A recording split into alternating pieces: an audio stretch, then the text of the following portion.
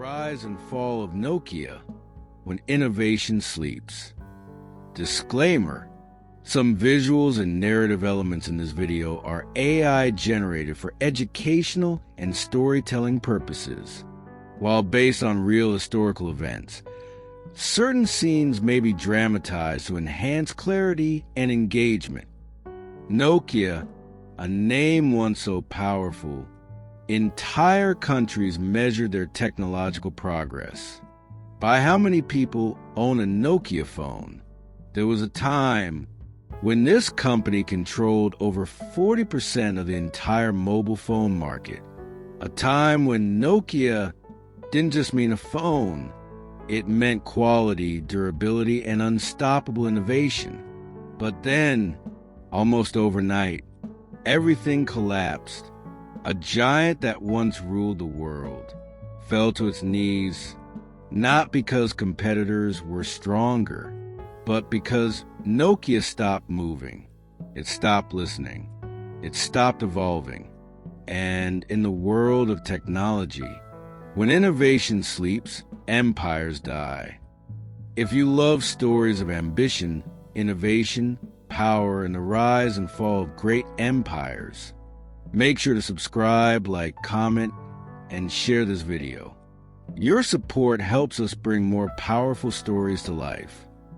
To help you understand how a company can rise from a small factory in Finland to becoming the undisputed king of mobile phones, and then lose everything within a decade, we will divide this story into clear chapters.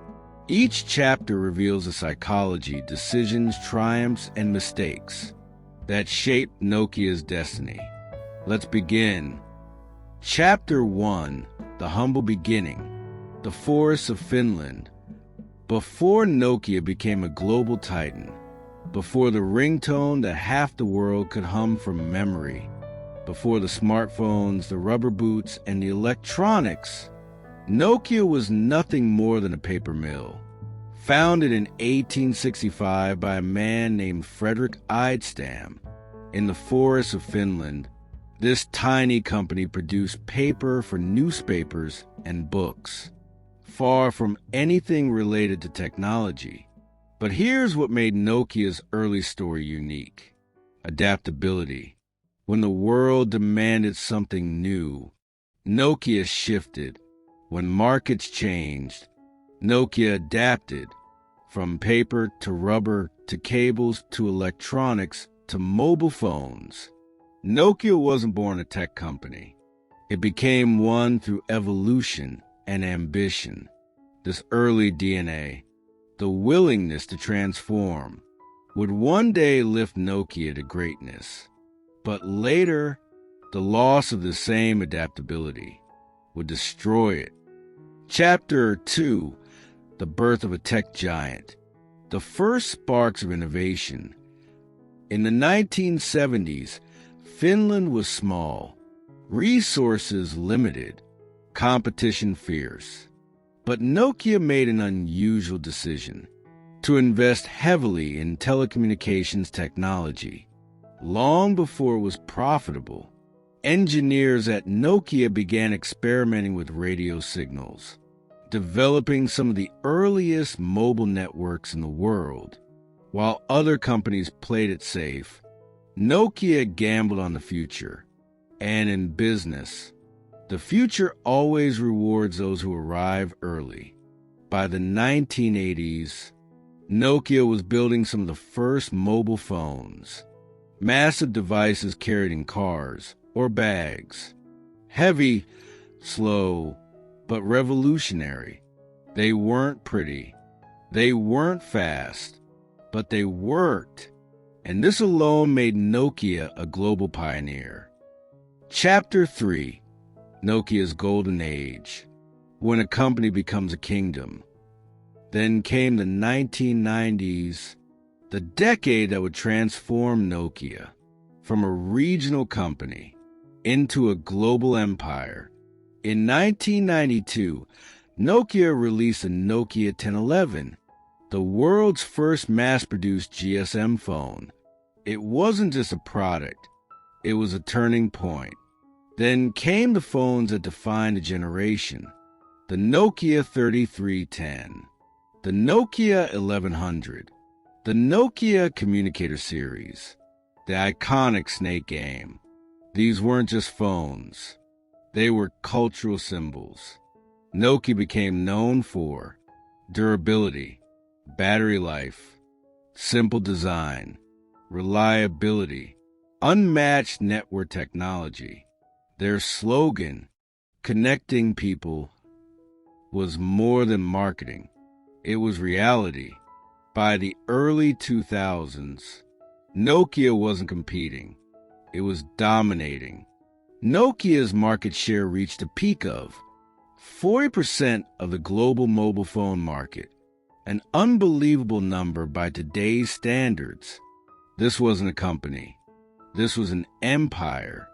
But like every empire, its greatest threat was not an enemy outside, but a weakness inside. Chapter 4, The Comfort Trap, When Success Becomes a Prison. Here is a truth most empires ignore. Success creates comfort. Comfort kills urgency. And without urgency, innovation dies. Inside Nokia, engineers push for change. Touchscreens, modern operating systems, internet-first phones. But upper management said, why change what already works? Nokia is number one. We are too big to fail. These words have killed more companies than competition ever has. While Nokia celebrated its greatness, two men on the other side of the world were building the future. Steve Jobs, obsessing over the iPhone. Google, quietly preparing Android. Nokia saw the danger, but ignored it. They believed their past success guaranteed future success. But in innovation, your past means nothing. Chapter 5, The iPhone Shockwave, When the Future Arrives Too Fast. In 2007, Steve Jobs walked onto a stage and introduced a device that combined a phone, an iPod, and an internet communicator into one seamless touchscreen experience. The iPhone wasn't just a phone. It was a revolution. Inside Nokia, panic began. Executives dismissed the iPhone, calling it a toy, claiming it would never succeed without a physical keypad. This arrogance was fatal, because while Nokia was busy defending the past, Apple was designing the future. And then came Google with Android, an open ecosystem that anyone could build on. Developers rushed to Apple and Android. Apps exploded. Touchscreens became the new standard. Nokia tried to respond with their old Symbian OS. But Symbian was built for keypad phones, not touchscreens. It was slow, confusing, dated, impossible to modernize quickly. The world was moving at lightning speed, and Nokia was standing still. Chapter 6, Internal Chaos, When Leadership Fails. As the crisis grew, Nokia faced another deadly problem: internal politics. Leaders disagreed. Departments fought for control. Innovators were silenced. Risk-takers were ignored. Engineers left in frustration. Meetings were filled with fear, not creativity. A culture that once celebrated innovation now punished it. Nokia had money. Nokia had talent. Nokia had resources. But it no longer had courage. And without courage, even the strongest companies collapse. Chapter 7, The partnership that was supposed to save everything, but only made it worse. In 2011, Nokia made a desperate decision. it partnered with Microsoft and abandoned Symbian for the Windows Phone platform.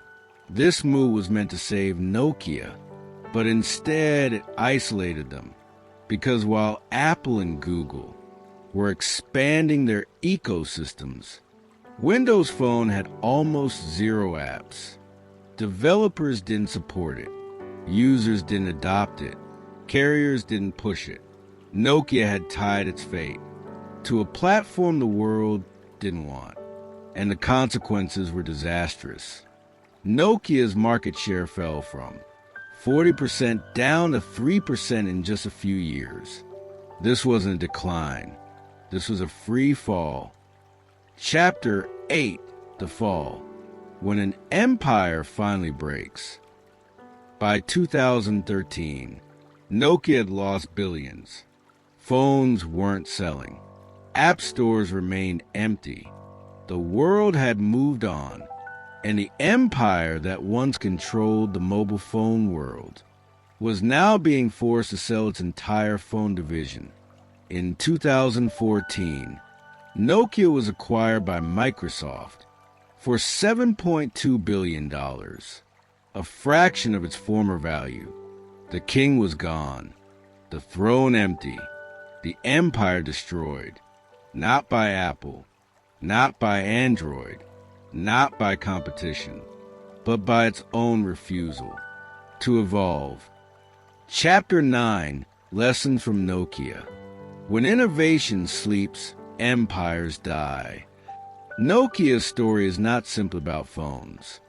It's about every leader, business creator, and empire that believes success is permanent. Because here is the truth. Innovation does not reward the biggest. Innovation rewards the fastest. Innovation rewards the boldest.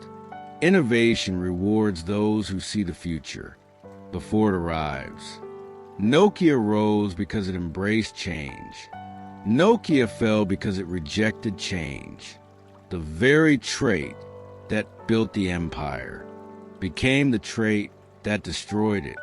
This is the law of ambition. Stay hungry, stay humble, stay alert, or someone else will take your place. Chapter 10, Legacy. What remains after fall? Today, Nokia still exists, not as a phone giant, but as a telecommunications company, working behind the scenes. On networks and infrastructure, Nokia survived, but its era of dominance is over. Still, its legacy endures. The ringtone, the 3310, the durability, the memories, but above all else, Nokia leaves behind a timeless lesson.